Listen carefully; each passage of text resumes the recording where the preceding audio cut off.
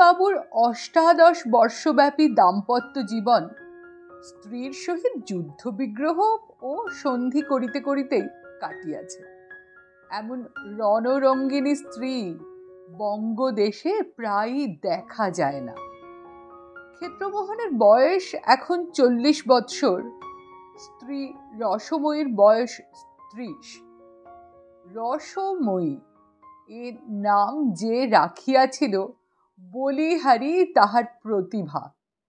তবে রসেরও তো অনেকগুলি ক্ষেত্র আছে কিনা, এক্ষেত্রে রৌদ্র রস।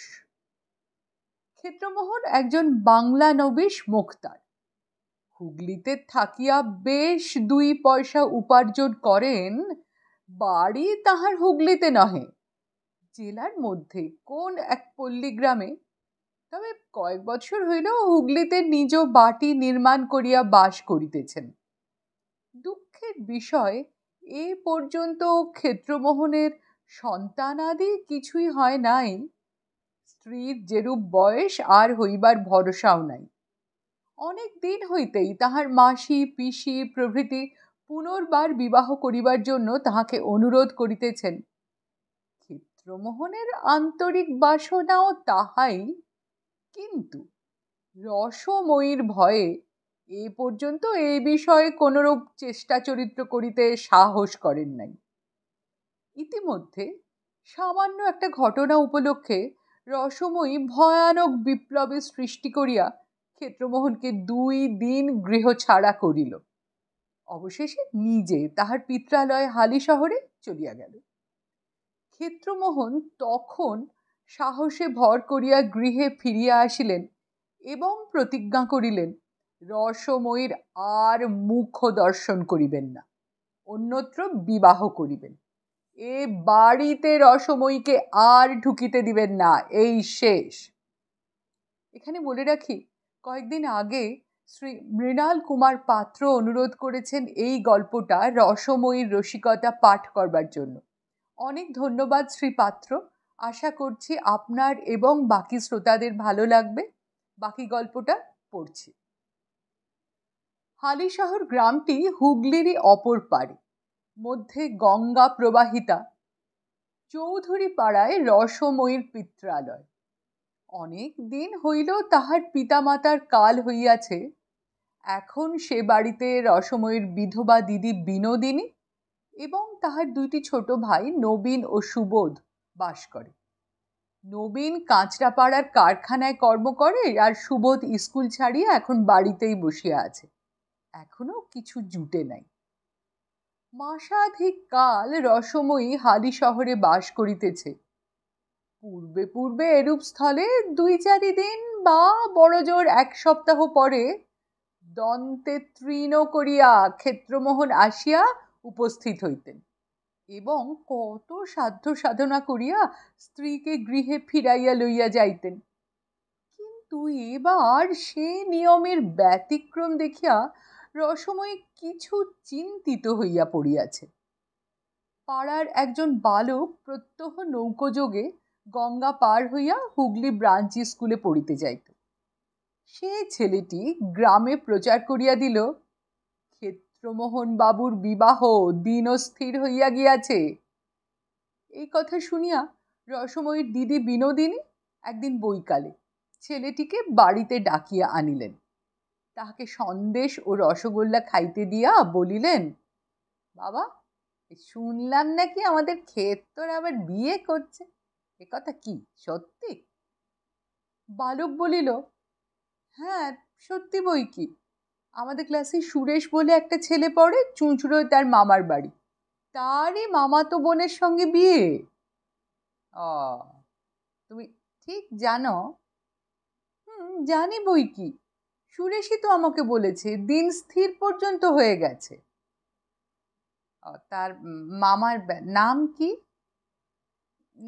নাম হরিশচন্দ্র চাটুর্যে, জজ আদালতে কাজ করেন। তাদের বাড়িটি তুমি চেনো বাবা? হ্যাঁ চিনি তো, সুরেশের সঙ্গে কতবার গিয়েছি। মেয়েটি কত বড়? হ্যাঁ, এই আমাদের বয়সী হবে। বালকটির বয়স 13 বৎসর। তা কেমন দেখতে? বেশ সুন্দর। বিনোদিনী কিয়ৎক্ষণ চিন্তা করিলেন, শেষে বলিলেন, আচ্ছা, কাল একবার আমাদের এই দুই বোনকে সে বাড়িতে নিয়ে যেতে পারবে বাবা? কেন? তাদের একবার মিনতি করে বলে কয়ে দেখি, বিয়ে হলে আমার বোনটিরও তো সুখ হবে না, আর তাদের মেয়েও জলে পড়বে। কাল তুমি একবার আমাদের নিয়ে চলো। কখন? এই খাওয়া দাওয়ার পরে। আমার স্কুল কামাই হবে যে। দেখো, তুমি একদিনের জন্য মাস্টারের কাছে ছুটি নিও এখন। আমি বরং তোমায় একটা টাকা দেব, ঘুড়ি নাটাই এসব কিনো। বালকটি ব্যগ্রভাবে নিজ সম্মতি জানাইল। পরদিন বেলা 11টার সময় দুই ভগিনীকে সঙ্গে লইয়া বালকটি চুঁচুড়া যাত্রা করিল। গঙ্গা পার হইয়া ঘোড়ার গাড়ি ভাড়া করিয়া মাধবীতলায় হরিশবাবুর গৃহে গিয়া উপস্থিত হইল। খিড়কি দরজার সম্মুখে গাড়ি দাঁড়াইল। রসময়ী বলিল, এই বাড়ি? হ্যাঁ। আচ্ছা শোনো, তুমি গাড়ির ভেতর বসে থাকো, আমরা চট করে ওদের সঙ্গে দেখাটা করে আসি। এই বলিয়া দুইজনেই অবতরণ করিয়া বাড়ির মধ্যে প্রবেশ করিল। সে বাড়ির মেয়েরা কেহ তখন স্নান করিতেছে, কেহ খাইতে বসিয়াছে, কেহ বা আহারান্তে উঠানে বসিয়া চুল শুকাইতেছে। হঠাৎ দুইজন ভদ্র ঘরের অপরিচিতা স্ত্রীলোককে প্রবেশ করিতে দেখিয়া একজন সবিস্ময়ে বলিল, তোমরা কারা গা? বিনোদিনী বলিল, আমরা ওই হালি শহর থেকে তোমাদের সঙ্গে দেখা করতে এসেছি। স্ত্রীলোকটি সন্দিগ্ধভাবে বলিল, এসো এসো বসো। দুইজনে বারান্দায় উঠিয়া উপবেশন করিয়া বলিল, বাড়ির গিন্নি কোনটি? একজন প্রৌঢ়াকে দেখাইয়া সকলে বলিল, ইনি গিন্নি। গৃহিণী বলিলেন, তোমরা কি মনে করে এসেছো গো বাছা? বিনোদিনী বলিল, তোমাদের নাকি মেয়ের বিয়ে? গৃহিণী বলিলেন, হ্যাঁ হ্যাঁ, আমার ছোট মেয়েটির বিয়ে। কবে? এই তো এই 20শে মাঘ দিনস্থির হয়েছে। তা পাত্রটি কে? ক্ষেত্রমোহন চক্রবর্তী, ওই হুগলিতে মোক্তারি করেন। সতীনের ঘরে মেয়ে দিচ্ছ বাছা? গৃহিণীর বিস্ময় প্রতিটি কথায় বাড়িয়া চলিয়াছিল। তিনি জিজ্ঞাসা করিলেন, তোমরা চেনো নাকি গো?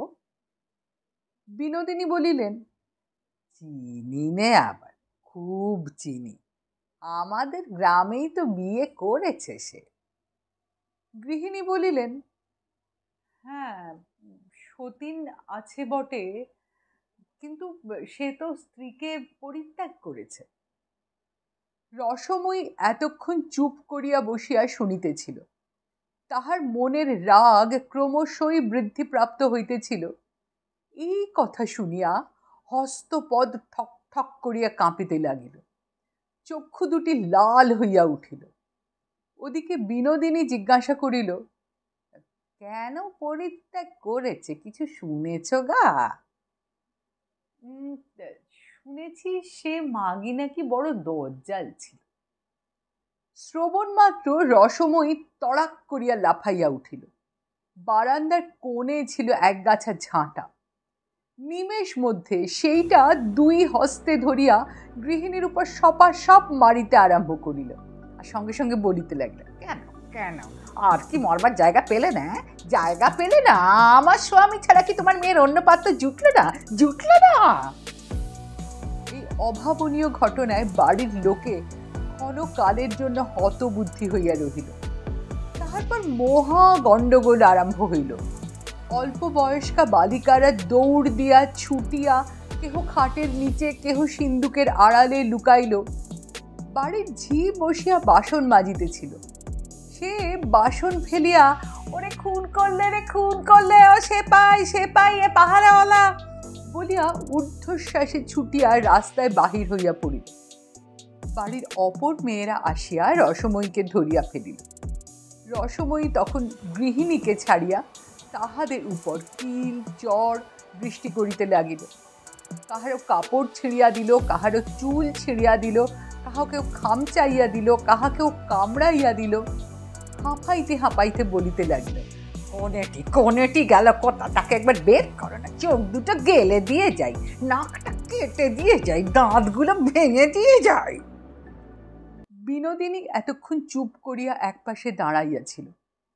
ক্রমে সদর দরজায় লোক হৈ হৈ করিতে লাগিল। তখন সে বলিল, ও রসময়, থাম থাম, ক্ষমা দেবন, খুব হয়েছে, চল বাড়ি চল। ঝি ওদিকে ছুটিয়া বাড়িতে প্রবেশ করিয়া বলিল, ওগো যেতে দিওনি, থানায় খবর দিয়েছি, দারোগা আসছে। পুলিশের নাম শুনিয়া রসময়ী বলিল, চল দিদি চল। যাবে কোথা, দারোগা আসুক তবে যেও বলিয়া 2-3টি স্ত্রীলোক রসময়ীকে ধরিতে অগ্রসর হইল। রসময়ী এক লম্ফে উঠোনের কোণ হইতে আঁশবটিখানা সংগ্রহ করিয়া মাথার উপর সবেগে ঘুরাইয়া বলিল, খুন চেপেছে, আমার খুন চেপেছে, সবাইকে খুন করে ফাঁসি যাব। ইহা দেখিয়া সমস্ত স্ত্রীলোক মাগো বলিয়া ছুটিয়া ঘরে ঢুকিয়া দুয়ার বন্ধ করিয়া দিল। পাহারাওয়ালা, আসামি পালায় যে বলিয়া চিৎকার করিতে করিতে ঝি পুনশ্চ রাস্তায় বাহির হইয়া পড়িল। রসময়ী তখন দিদির সহিত খিড়কি দরজা দিয়া বাহির হইয়া গাড়িতে উঠিয়া বলিল, পারঘাটে চলো। বলা বাহুল্য, হরিশ্চন্দ্রবাবু ক্ষেত্রমোহনকে কন্যাদান করিলেন না। তাহার গৃহিণী বলিলেন, সে খুনে মেয়ে মানুষ, বিয়ে দিলে আমার মেয়েকে খুন করে ফেলবে, তুমি অন্যত্র চেষ্টা দেখো। পরদিন কাছারিতে গিয়া হরিশবাবুর মুখে ক্ষেত্রমোহন সকল কথাই শ্রবণ করিলেন। রাগে তাহার সর্বশরীর জ্বলিতে লাগিল। কাছারি হইতে বাড়ি ফিরিয়া হাত মুখ ধুইয়া অন্তঃপুরে বসিয়া ক্ষেত্রবাবু তামাক খাইতেছিলেন। এমন সময় হঠাৎ ঝড়ের মতো রসময়ী আসিয়া প্রবেশ করিল। কয়েক মুহূর্ত নির্বাক হইয়া ক্ষেত্রমোহনের পানে দৃষ্টিপাত করিল। সেই প্রকার দৃষ্টিপাত, যে দৃষ্টিপাতে পূর্বে মুনি ঋষিরা লোককে ভস্ম করিয়া ফেলিতেন। ক্ষেত্রবাবু বলিলেন, কি মনে করে? রসময়ী অসম্ভব সংযমের সহিত উত্তর করিল, একটা শ্রাদ্ধের জোগাড় করতে। তাহার ওষ্ঠযুগল ক্রোধে কম্পিত হইতে লাগিল। তামাক টানিতে টানিতে ক্ষেত্রমোহন বাবু বলিলেন, শ্রাদ্ধটা কার? হরিশ চাটুর্যের মেয়ের আর মেয়ের মায়ের। তাহলে দুটো শ্রাদ্ধ বলো, আর সঙ্গে সঙ্গে অমনি নিজেরটাও সেরে নিলে হয় না? সেটি হবে না এখন, বুড়ো বয়সে বিয়ে করছো নাকি শুনলাম। হুঁকা নামাইয়া একটু উত্তেজিত ভাবে ক্ষেত্রমোহন বলিলেন, করছি, করবো না কেন, তোমার ভয় নাকি? হ্যাঁ?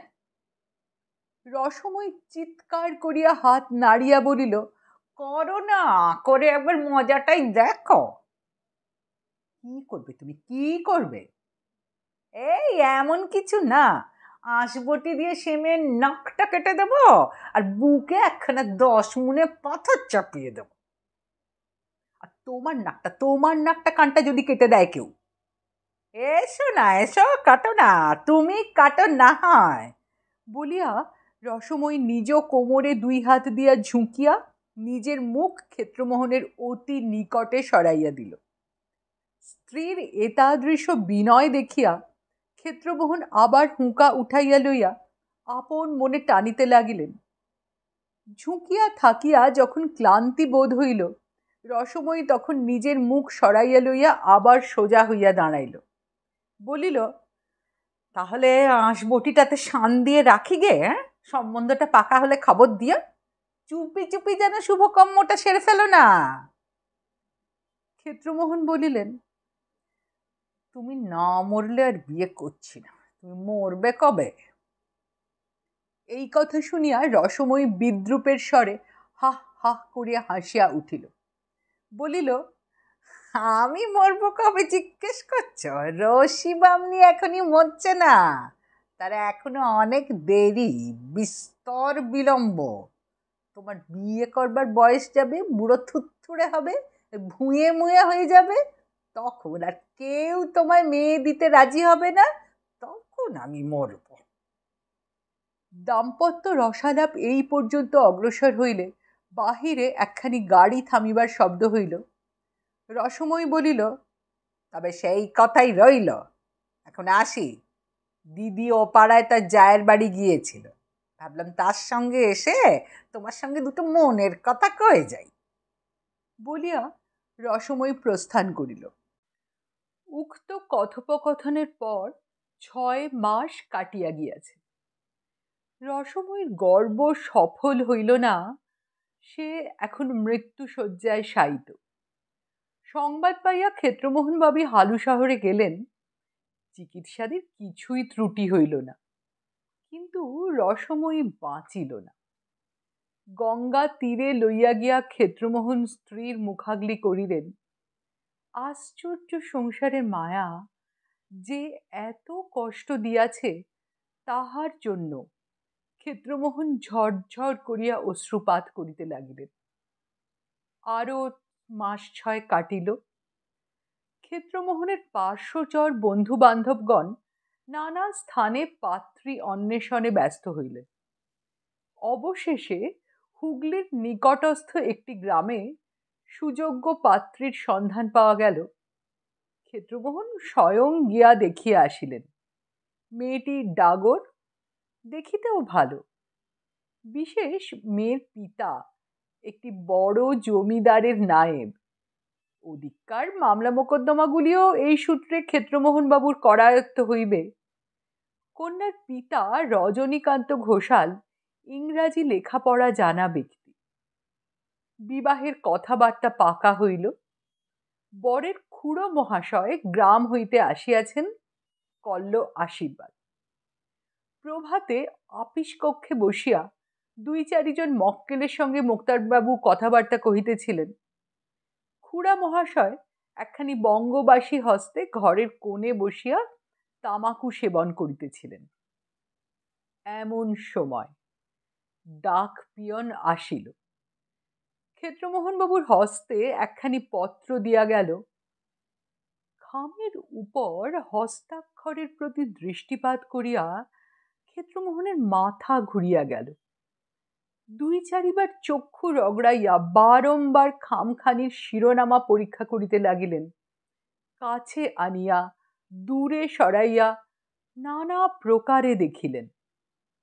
অবশেষে কম্পিত হস্তে পত্রখানি খুলিলেন। পড়িয়া তাহার মুখ বিবর্ণ হইয়া গেল।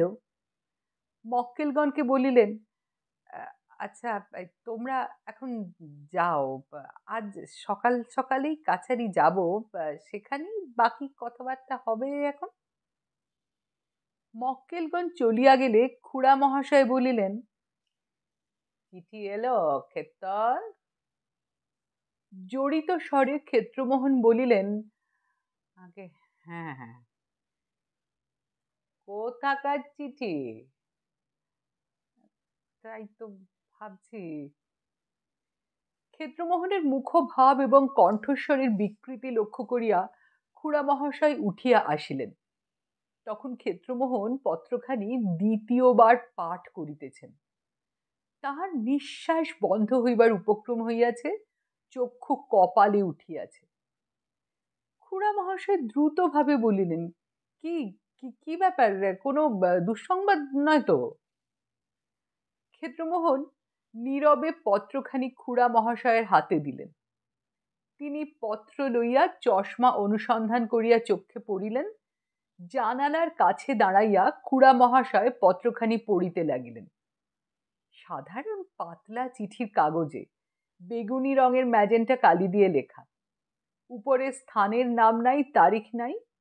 সেখানে লেখা আছে, শ্রী শ্রী দুর্গা সহায়, প্রণাম পূর্বক নিবেদনঞ্চ বিশেষ। তোমার মতিশ্চন্ন ধরিয়াছে, মনে করিয়াছ রসময়ী মরিয়াছে, আপদ গিয়াছে, এবার বিবাহ করি। আমি মরিয়াছি বটে, কিন্তু তাই বলিয়া তুমি নিষ্কৃতি পাইয়াছ তাহা মনেও করিও না।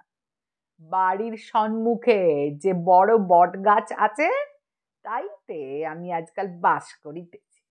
তুমি কি করো, কোথায় যাও, সমস্তই আমি সেখানে বসিয়া দেখিতেছি। রাত্রিরে গাছ হইতে নামিয়া মাঝে মাঝে তোমার শয়ন ঘরে যাই, তোমার খাটের চারিদিকে ঘুরিয়া বেড়াই। একবার ইচ্ছা করে গলাটা টিপিয়া দিয়া তোমাকেও আমার সঙ্গী করি। আমার এখানে বড্ড একলা বোধ হয়। আমার চেহারাও এখন অতিশয় খারাপ হইয়া গিয়াছে। আমার গায়ের মাংস চামড়া কিছু নাই, খালি হাড় আছে, তাও সাদা নয় গো। গঙ্গার তীরে আমাকে যে পোড়াইয়াছিলে, তাইতে হাড়গুলো কালো কালো হইয়া গিয়াছে। যাহা হোক, নিজের রূপ বর্ণনা নিজের মুখে শোভা পায় না।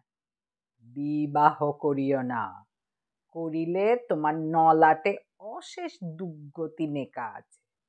রসময়ী। পত্র পড়িয়া খুড়া মহাশয়েরও মুখ কালিমাময় হইয়া গেল। ভীত স্বরে জিজ্ঞাসা করিলেন, এ হাতের লেখা কার, চিনতে পারছ? খুব চিনি, ও তারই হাতের লেখা। অন্য কেউ জাল করেনি তো? ভগবান জানেন। খুড়া মহাশয় নিকটস্থ চেয়ারে বসিয়া পড়িলেন। কিয়ৎক্ষণ ছাদের কড়িকাঠের পানে চাহিয়া বলিয়া উঠিলেন, জয় রাম সীতারাম, রাম রাম রাম রাঘব রাবণারি, রাম রাম রাম রাম। খুড়া মহাশয়কে এতদ অবস্থায় দেখিয়া ক্ষেত্রমোহনের আরো ভয় হইল। বলিলেন, আচ্ছা খুড়োমশাই, ভূতে কখনো চিঠি লেখে? খুড়া মহাশয় বলিয়া উঠিলেন, ভূত বলতে নেই, ভূত বলতে নেই, উপদেবতা বলো, জয় রাঘব রামচন্দ্র। তারপর দুইজনেই নির্বাক। অবশেষে খুড়া মহাশয় বলিলেন, দেখো, কারণ বদমাইশি নয় তো, এমনটাই কি হতে পারে? অনেক রকম ভৌতিক উপদ্রবের কথা শুনেছি বটে, কিন্তু এরকমটা কখনো তো শোনা যায়নি। আচ্ছা, ওই বৌমার হাতের লেখা আগেকার চিঠিপত্র কিছু আছে কি? লেখাটা মিলিয়ে দেখলে হয়তো। ক্ষেত্রমোহন বলিলেন, পুরনো চিঠি আছে বই কি, বলিয়া বাটির মধ্যে প্রবেশ করিয়া 4-5খানা বাহির করিয়া আনিলেন। খুড়া মহাশয় চশমার কাঁচ দুইখানি কোঁচের কাপড়ে ভালো করিয়া মার্জনা করিয়া লইলেন। পরে পত্রগুলি লইয়া অত্যন্ত সাবধানে হস্তাক্ষর মিলাইতে লাগিলেন। অবশেষে সেগুলি টেবিলের উপর ফেলিয়া দীর্ঘ নিঃশ্বাস পরিত্যাগ করিয়া বলিলেন, একই হাতের লেখা তো দেখছি। খামখানা উল্টিয়া পাল্টিয়া দেখিতে লাগিলেন। 1 পয়সার 6খানাওয়ালা সাধারণ সাদা খাম, তাহাতে একখানি 2 পয়সার টিকিট আঁটা আছে। ক্ষেত্রমোহনের হাতে খামখানি দিয়া বলিলেন, কোথাকার ছাপ দেখো তো। ক্ষেত্রবাবু বাংলা নবিশ মোক্তার হইলেও ইংরাজি ছাপার অক্ষর পড়িতে পারিতেন। ছাপ পরীক্ষা করিয়া বলিলেন, হুগলি ছাপ, কালকের তারিখ। খুড়া মহাশয় চুপ করিয়া বসিয়া রহিলেন। মাঝে মাঝে কেবল অস্ফুট স্বরে বলিতে লাগিলেন, জয় রাম শ্রীরাম সীতারাম। কাছারির বেলা হয় দেখিয়া মোক্তারবাবু স্নান করিয়া আহারে বসিলেন, কিন্তু কিছুই খাইতে পারিলেন না। রান্নাঘরের বারান্দায় যেখানে বসিয়া তিনি আহার করিতেছিলেন, সেখান হইতে বটগাছটার অগ্রভাগ দেখা যায়। খান আর মাঝে মাঝে সেই গাছটার পানে চাহেন। একসময় গাছের একটা ডাল খড়খড় করিয়া নড়িয়া উঠিল। কাহার যেন হাসিরও শব্দ শোনা গেল। ক্ষেত্রমোহন বাবুর আর খাওয়া হইল না, উঠিয়া পড়িলেন। মুখ প্রক্ষালন করিয়া বাহিরে আসিয়া বটগাছটার পানে কিছুক্ষণ চাহিয়া রহিলেন। দুই তিনটা কাঠবেড়ালি ডালে ডালে পরস্পরকে তাড়া করিয়া ফিরিতেছে। গোটা কত কাক উচ্চ শাখায় বসিয়া জাতীয় সঙ্গীত গাহিতেছে। ইহা ভিন্ন আর কিছুই দেখিতে পাইলেন না।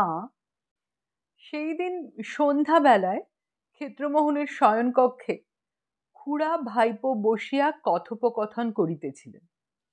দিবসে খুড়া মহাশয় কপাটের বাহিরে এবং ভিতরে দেওয়ালময় রাম নাম লিখিয়া দিয়াছেন। অদ্য দুইজনে একই শয্যায় শয়ন করিবেন।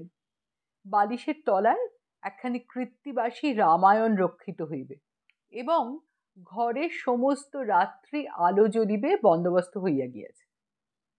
ক্ষেত্রমোহন বলিলেন, তাহলে খুড়োমশাই কি করা যায়? বিবাহটা বন্ধই করে দেওয়া যাবে? খুড়া মহাশয় বলিলেন, আমি তো তার দরকার দেখছি রে। যদি কোনো উপদ্রব অত্যাচার হয়?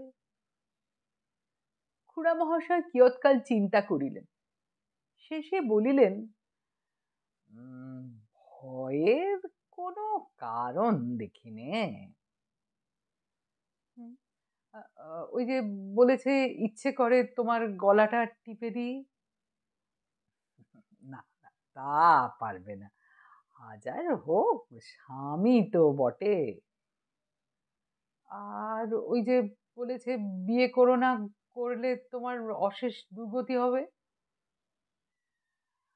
অশেষ দুর্গতি হবে তার মানে এ নাও হতে পারে যে আমি তোমার অশেষ দুর্গতি করব। ওর মানে বোধহয় এই যে অধিক বয়সে বিবাহ করলে যে সমস্ত সাংসারিক অশান্তি উপস্থিত হয়, তাই তোমারও অদৃষ্টে ঘটবে। ক্ষেত্রমোহন বাবু চুপ করিয়া রহিলেন। মনে ভয়ও যথেষ্ট আছে, অথচ বিবাহ করিবার লোভটিও সম্বরণ করা তাহার পক্ষে অসাধ্য। পরদিন আশীর্বাদ হইয়া গেল, কিন্তু ক্ষেত্রমোহন যে ভৌতিক পত্র পাইয়াছেন সে কথাও রাষ্ট্র হইতে বিলম্ব হইল না। নায়েব রজনীবাবুরও কানে ক্রমে এ কথা পৌঁছিল। বলিয়াছি তিনি ইংরাজি জানা ব্যক্তি। শুনিয়া হাহ হাহ করিয়া হাসিয়া উঠিলেন। বলিলেন, ভূত! এই বিংশ শতাব্দীতে ভূত বিশ্বাস করতে হবে?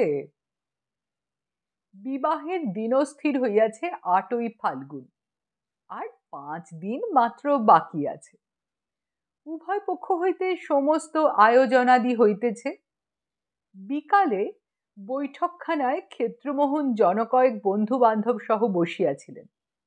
ইহাদের মধ্যে একজন সরকারি উকিল, নাম মনোহর বাবু। লোকটির বয়স 40 পার হইয়াছে। চোখে সোনার চশমা, মাথায় ঝাঁকড়া ঝাঁকড়া চুল, মুখমণ্ডল প্রচুর গোঁফ দাড়িতে আবৃত, হাতে বড় বড় নখ। লোকটি থিওজফিস্ট। ক্ষেত্রবাবুর ভৌতিক পত্র প্রাপ্তির সমাচার অবগত হইয়া অবধি মনোহরবাবু ইহার সহিত একটু ঘনিষ্ঠতা স্থাপন করিয়া লইয়াছেন। অপর একজন নব্য যুবক, নাম সুরেন্দ্রনাথ। ইনি এলে ফেল করা শিক্ষিত মোক্তার, বিস্তর ইংরাজি উপন্যাস পাঠ করিয়াছেন। সবার মধ্যে এই ঘটনাটি লইয়া কথাবার্তা হইতেছে। এমন সময়ে বাহিরে শব্দ উত্থিত হইল, বাবু চিঠি আছে।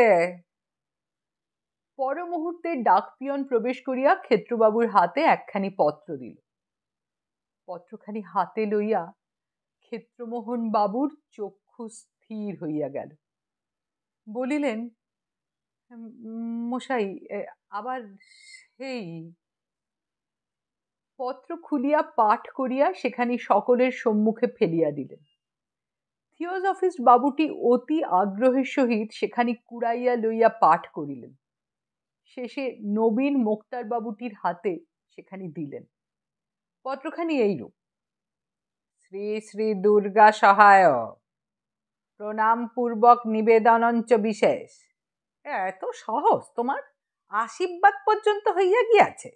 তুমি মনে করিয়াছ আমি তোমায় যে পত্র লিখেছিলাম তাহা ফাঁকা আছে?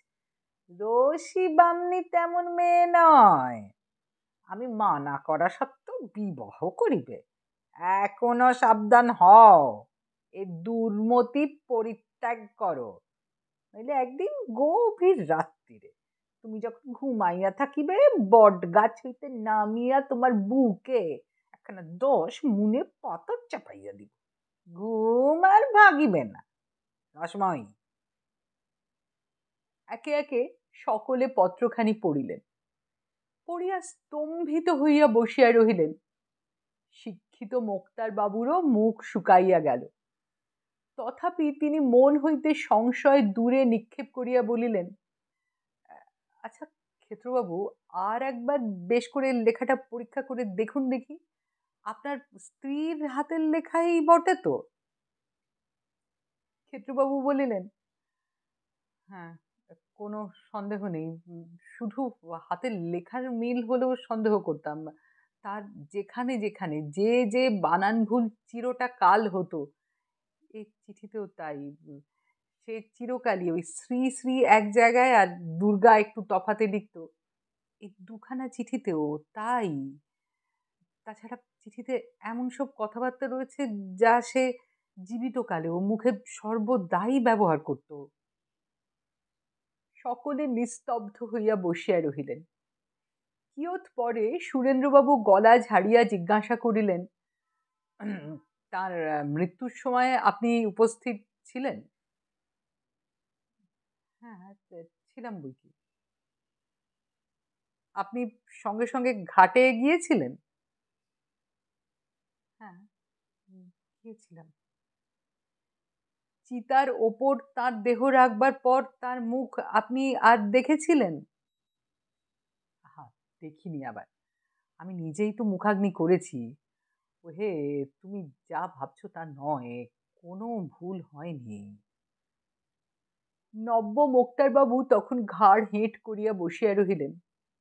আরেকজন বলিলেন, There are more things in heaven and heart, Horatio, than are dreamt of in your philosophy. অপর একজন বলিলেন, তা তো বটেই, তা তো বটেই। এই ধরুন, আমাদের দেশে, শুধু আমাদের দেশেই বা বলি কেন, সকল দেশেই আদিকাল থেকে যে একটা বিশ্বাস প্রচলিত আছে যে ভূত বলে একটা জিনিস আছে, তার কি কিছুই ভিত্তি নেই? সরকারি উকিল বাবুটি বলিলেন, শুধু অন্ধ বিশ্বাসের কথা নয়, গত 50 বছরের মধ্যে ইউরোপে, আমেরিকায় ভূতের অস্তিত্ব নিঃসংশয়ভাবে প্রমাণ হয়ে গেছে। সত্যি বলতে যতগুলো কুসংস্কার আছে তার মধ্যে ভূত নেই, এই অদ্ভুত ভ্রমটি সর্বাপেক্ষা প্রবল। বলিয়া বিজয়ী বীরের মতো তিনি সুরেন্দ্রবাবুর প্রতি কটাক্ষপাত করিলেন। সন্ধ্যা হইয়া গিয়াছিল। সেই দিনকার মতো সভা ভঙ্গ হইল। সেই বটগাছের তলা দিয়া যাইতে সুরেন্দ্রবাবুরও গাটা যেন ছমছম করিতে লাগিল। খুড়া মহাশয় কোথায় বেড়াইতে গিয়াছিলেন, সন্ধ্যার পর বাড়ি ফিরিয়া আসিয়া দ্বিতীয় পত্রের কথা শুনিয়া বলিলেন, দেখো ক্ষেত্তর, এই ব্যাপারটা ক্রমেই গুরুতর হয়ে দাঁড়ালো। বিবাহটা এখন না হয় বন্ধই রাখা যাক। আমার মতে বছর পূর্ণ হলে গয়ায় গিয়ে একটা পিণ্ড দিয়ে এসো, উদ্ধার হয়ে যাবে ক্ষণ। বছর পূর্ণ হতে তো বেশি দেরি নেই, আর ওই মাসখানেক হলেই হয়, তখন নির্বিঘ্নে শুভকর্ম শেষ করা যাবে।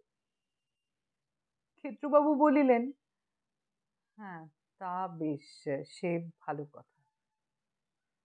কন্যার পিতাকে বলিয়া বিবাহের দিন পিছাইয়া দেওয়া হইল। নিমন্ত্রণ পত্র সমস্ত প্রত্যাহৃত হইল। গয়ায় শ্রাদ্ধ সারিয়া আসিয়া ক্ষেত্রবাবু বিবাহ করিবেন ইহা সকলেই জানিতে পারিল। ক্ষেত্রবাবুর হস্তে একটা বড় জালিয়াতির মোকদ্দমার তদবিরের ভার রহিয়াছে। সেটা শেষ না হইলে ক্ষেত্রবাবু গয়া যাইতে পারিতেছেন না। ফরিয়াদি পক্ষের সাক্ষী দিনকে সমস্ত দিন ধরিয়া তালিম দিতে হইতেছে। মোকদ্দমার পূর্বদিন সন্ধ্যাবেলা কাছারি হইতে ফিরিবার সময় রসময়ীর তৃতীয় পত্র ক্ষেত্রবাবুর হস্তগত হইল। তাহাতে অন্যান্য কথার সঙ্গে লেখা আছে, শুনলাম নাকি গয়ায় আমার পিণ্ডি দিতে যাচ্ছ, ভাবিয়াছ বুঝি পিণ্ডি দিলে আমি উদ্ধার হইয়া যাইব, তখন স্বচ্ছন্দে বিবাহ করিবে। গয়ায় যদি যাও তবে চোরের বেশ ধরিয়া রেলগাড়িতে প্রবেশ করিয়া তোমার বুকে ছোড়া বসাইয়া দিব। ক্ষেত্রবাবুর আর বাড়ি যাওয়া হইল না। কাছারির পোশাকেই মনোহরবাবুর বাড়ি গিয়া তাহাকে পত্র দেখাইলেন। মনোহরবাবু পত্র পড়িয়া বলিলেন, এই যে বড়ই বিপদ দেখছি, বিবাহ করবার কল্পনা তো আপনাকে পরিত্যাগ করতে হলো। ক্ষেত্রবাবু বলিলেন, আচ্ছা মশাই, ওই অশরীরী আত্মা মানুষের বুকে ছুরি বসিয়ে দিতে পারে? আপনাদের ওই থিওজফি শাস্ত্রে কি বলে? মনোহরবাবু একখানি মোটা বহি আলমারি হইতে পাড়িয়া এক স্থান খুলিয়া বলিলেন, এ সম্বন্ধে থিওজফি শাস্ত্রের মত এই যে মুক্তাত্মাগণ সাধারণত অশরীরী, কিন্তু কখনো কখনো তারা নিজেকে মেটেরিয়ালাইজ অর্থাৎ জড় দেহ সম্পন্ন করে থাকে। তাদের এমন ক্ষমতা আছে যে বায়ু থেকে, গাছপালা থেকে, ভূমি থেকে, এমনকি কাছাকাছি মানুষের দেহ থেকে আবশ্যক পদার্থগুলো সংগ্রহ করে নিজ দেহ ধারণ করেন। সুতরাং সে অবস্থায় বুকে ছুরি বসিয়ে দিতে পারা কিছু আশ্চর্য নয়। আর এও বিবেচনা করুন না, যে হাত কলম ধরে চিঠি লিখতে সক্ষম সে হাত ছুরি ধরতে পারবে না কেন? ক্ষেত্রমোহন বাবু কিয়ৎক্ষণ চিন্তা করিলেন, শেষে বলিলেন, দেখুন এ পত্রগুলো জাল কিনা সেটা একবার ভালো করে তদন্ত করতে হচ্ছে। আমি বলি কি, এই যে কলকাতা থেকে হস্তলিপি বৈজ্ঞানিক আমাদের ওই মোকদ্দমায় সাক্ষী দিতে আসছেন, তাকে দিয়ে এই চিঠিগুলো একবার পরীক্ষা করালে হয় না? থিওজফিস্ট বাবুটি ক্ষেত্রমোহনের এই সন্দেহে মনে মনে বিরক্ত হইলেন। প্রকাশ্যে বলিলেন, হ্যাঁ, তা যদি আপনার ইচ্ছে হয় পরীক্ষা করাতে পারেন। পরদিন দায়রার জালের মোকদ্দমাটির বিচার আরম্ভ হইল। হস্তলিপি বৈজ্ঞানিক সফটমোর সাহেব সাক্ষ্য প্রদান করিলেন। দিন শেষে কাছারির পর ক্ষেত্রমোহন ডাক বাংলায় গিয়া সফটমোর সাহেবকে ভৌতিক পত্র তিনখানি দিলেন। তুলনার জন্য রসময়ের কয়েকখানি পুরাতন আসল পত্র দিয়া আসিলেন। সাহেব বলিলেন, কল্লপ রাতে পরীক্ষার ফলাফল জানাইব। পরদিন প্রাতঃকালে সরকারি উকিল মনোহর বাবুকে সঙ্গে লইয়া ক্ষেত্রমোহন আবার ডাক বাংলায় উপস্থিত হইলেন। সাহেব বলিলেন, পরীক্ষাধীন পত্র তিনখানি এবং আসল পত্রগুলি সমস্তই এক হস্তের লেখা। ইহা শুনিয়া ক্ষেত্রবাবুর মুখখানি ছোট হইয়া গেল। মনোহর বাবু বলিলেন, সাহেব অনুগ্রহ করে একখানা সার্টিফিকেট লিখে দিতে পারেন? সাহেব মনে করিলেন নিশ্চয়ই এই পত্র লইলে একটা মামলা মোকদ্দমা হইবে, আবার সাক্ষী দিতে আসিয়া ফি পাওয়া যাইবে। সুতরাং আহ্লাদের সহিত তিনি সার্টিফিকেট লিখিয়া দিলেন। বাসায় যাইতে যাইতে মনোহর বাবু ক্ষেত্রবাবুকে বলিলেন, এই চিঠিগুলো নকল আর সাহেবের সার্টিফিকেট যদি আমাদের ওই থিওজফিক্যাল রিভিউ নামক মাসিক পত্রে ছাপতে পাঠাই, তাতে আপনার কোনো আপত্তি আছে কি? আমরা যাকে স্পিরিট রাইটিং বলি, তার সুন্দর অকাট্য প্রমাণ হবে। ক্ষেত্রবাবু বলিলেন, তাতে আমার আপত্তি নেই। পরবর্তী সংখ্যার থিওসফিক্যাল রিভিউ পত্রে সার্টিফিকেট সহ চিঠিগুলি ছাপা হইয়া গেল। নানা স্থানের হইতে বড় বড় থিওসফিস্টগণ ক্ষেত্রমোহন বাবুকে পত্র লিখিতে আরম্ভ করিলেন। কেহ কেহ হুগলিতে আসিয়া পত্রগুলি স্বচক্ষে দেখিয়া বিস্ময়ে অভিভূত হইতে লাগিলেন। থিওসফিস্ট মহলে ক্ষেত্রবাবুর প্রসারের আর সীমা নাই, কিন্তু ইহাতে তিনি কিছু মাত্র সান্ত্বনা লাভ করিলেন না। পত্রগুলি জাল প্রমাণ হইলে তিনি বিবাহ করিয়া সুখী হইতে পারিতেন, ভয়ে তো গয়ায় গিয়া পিণ্ডদান করিতেও পারিলেন না। তাহার অদৃষ্টে বুঝি বিবাহ আর নাই। চৈত্র মাস আসিল, বসন্তের বাতাস বহিতেছে, দোল উপলক্ষে কাছারি বন্ধ। ক্ষেত্রমোহন বাড়িতে বসিয়া নিজ দূরদৃষ্টির বিষয় চিন্তা করিতেছিলেন। এমন সময় একজন আসিয়া সংবাদ দিল, হালি শহরে তাহার শ্বশুর বাড়িতে মহা বিপদ উপস্থিত। দোল উপলক্ষে বাজি পোড়াইতে গিয়া একটা বোম ফুটিয়া তাহার ছোট সম্বন্ধী সুবোধ বিশেষ আঘাতপ্রাপ্ত হইয়াছে, তাহাকে হুগলির হাসপাতালে আনা হইয়াছে। শুনিয়া ক্ষেত্রবাবু থাকিতে পারিলেন না, গাড়ি ভাড়া করিয়া হাসপাতাল অভিমুখে ছুটিলেন। সেখানে গিয়া দেখিলেন ছেলেটির অবস্থা সংকটাপন্ন। বিছানার নিচে মেঝের উপর বসিয়া বিধবা দিদি বিনোদিনী রোদন করিতেছেন। ক্ষেত্রমোহনকে দেখিয়া তিনি আরো রোদন করিতে লাগিলেন। সমস্ত দিন ঔষধ প্রয়োগ ও শুশ্রূষা চলিল। সন্ধ্যার দিকে ডাক্তারেরা বলিলেন আর প্রাণের আশঙ্কা নাই। ক্ষেত্রমোহন শালিকাকে বলিলেন, ঠাকুরজি সন্ধে হলো, এবার বাড়ি চলো।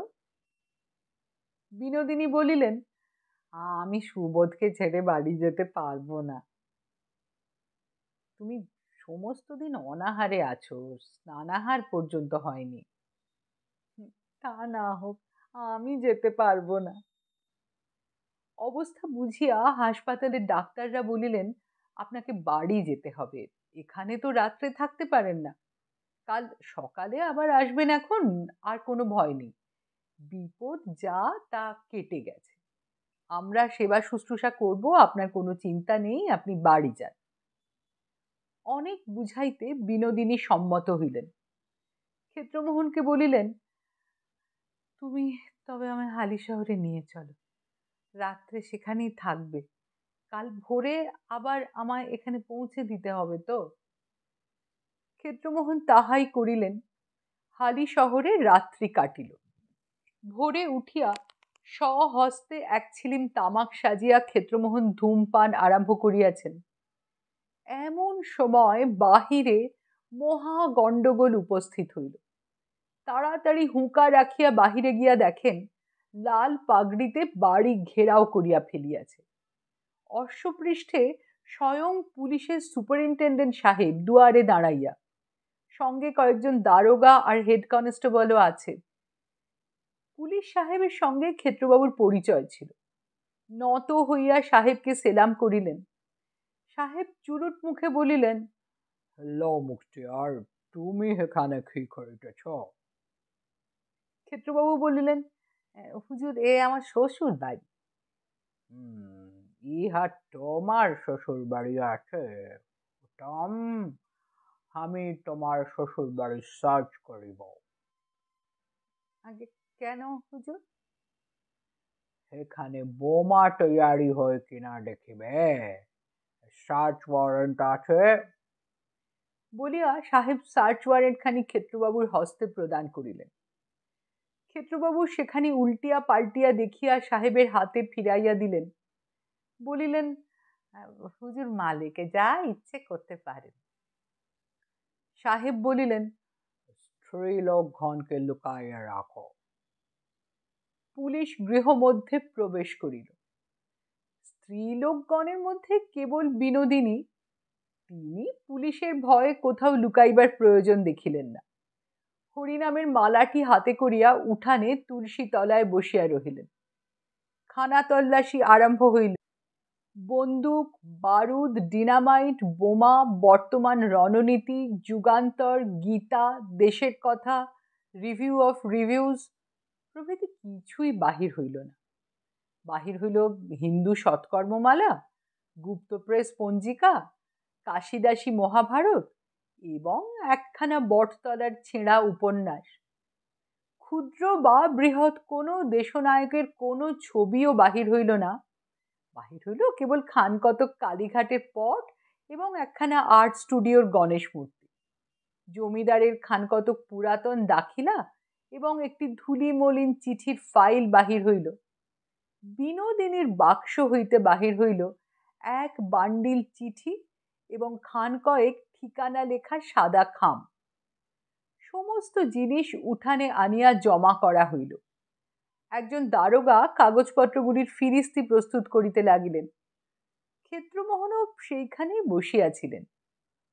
তিনি দেখিলেন সাদা খামগুলির প্রত্যেকখানিতেই তাহারই নাম লেখা এবং রসময়ীর হস্তাক্ষর। পুলিশ সাহেবের অনুমতি লইয়া খাম ও চিঠিগুলি ক্ষেত্রবাবু পরীক্ষা করিতে লাগিলেন।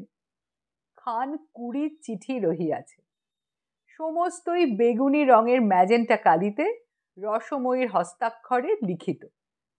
কয়েকখানি চিঠি খুলিয়া ক্ষেত্রবাবু পাঠও করিলেন।